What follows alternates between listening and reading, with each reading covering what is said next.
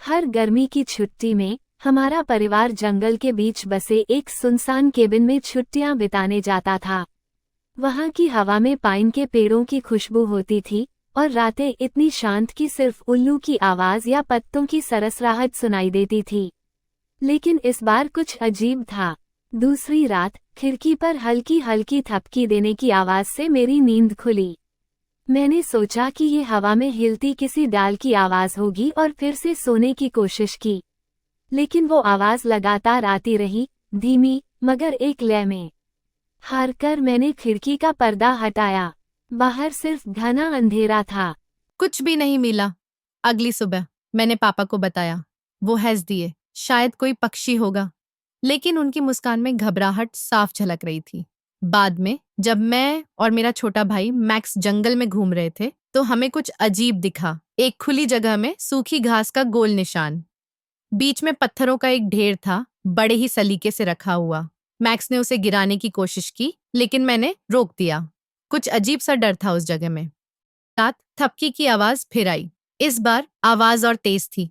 खिड़की मेरी बिस्तर के पास थी। मैं चादर के अंदर दुबक गया। मेरा दिल तेजी से धड़क रहा था। जब हिम्मत करके मैंने बाहर देखा तो वहां एक चेहरा था, फीका और भयानक।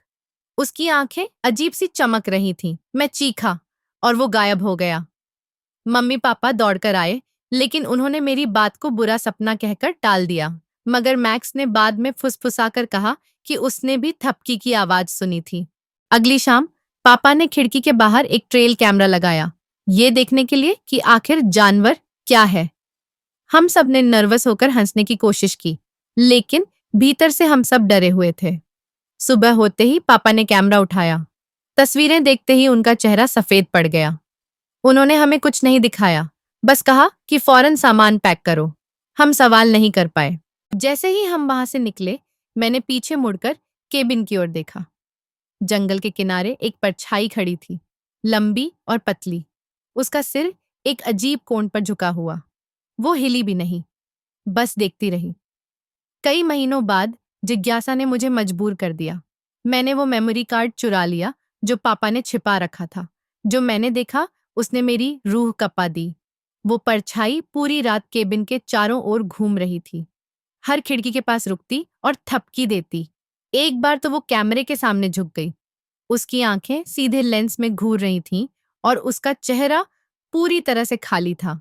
हमने फिर कभी उस केबिन का रुख नहीं किया, लेकिन कभी कभी आधी रात को मेरी खिड़की पर भी थपकी होती है और मैं जानता हूँ वो अब भी देख रही है।